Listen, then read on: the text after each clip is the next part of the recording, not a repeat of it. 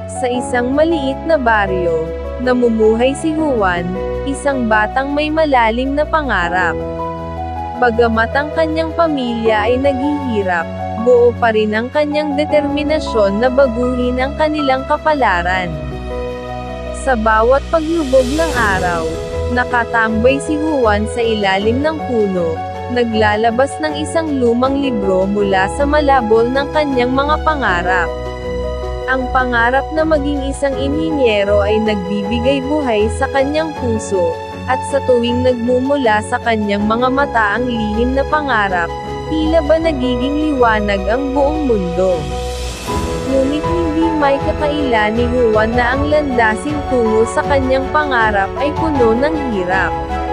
Ang kanyang pamilya ay umaasa lamang sa maliit na kita mula sa pagtatrabaho sa bukid.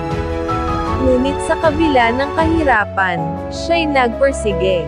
Sa bawat gabi, habang nakatambay sa ilalim ng malamlam na ilaw ng kandila, isinusulat ni Juan ang kanyang mga pangarap sa isang maladyaryo.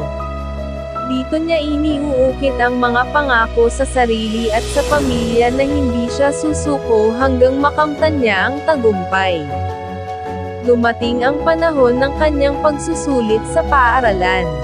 Ang kanyang mga sapantaha at sipag ay nagsilbing ilaw sa daang puno ng mga pagsubok. Hindi siya napagod sa pag-aaral at pagtutok sa kanyang pangarap, kahit pa maraming pagkakataon na tila ba gusto na niyang sumuko.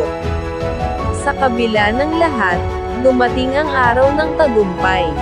Natanggap si Juan sa isang kilalang unibersidad, at sa pag-angat niya, tila ba umangat din ang mga pangarap ng kanyang pamilya. Sa pag-aaral niya, nagkaroon ng liwanag ang daang tinatahak ng kanyang mga kapatid at kamag-anak. At sa bawat hakbang patungo sa kanyang pangarap, hindi nakakalimutan ni Juan ang kanyang pinagmulan. Balang araw, nang makamit na niya ang pangarap na maging inhinyero, bumalik siya sa kanyang maliit na baryo.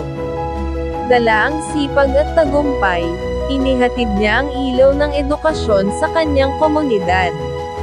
Ang kwento ni Juan ay hindi lamang kwento ng isang bata na nagtagumpay, kundi isang pagpapatunay na ang pangarap ay may kakayahan baguhin ang mundo, isang hakbang at isang aral sa pagtatagumpay ng pagmimiti at pagtutulungan.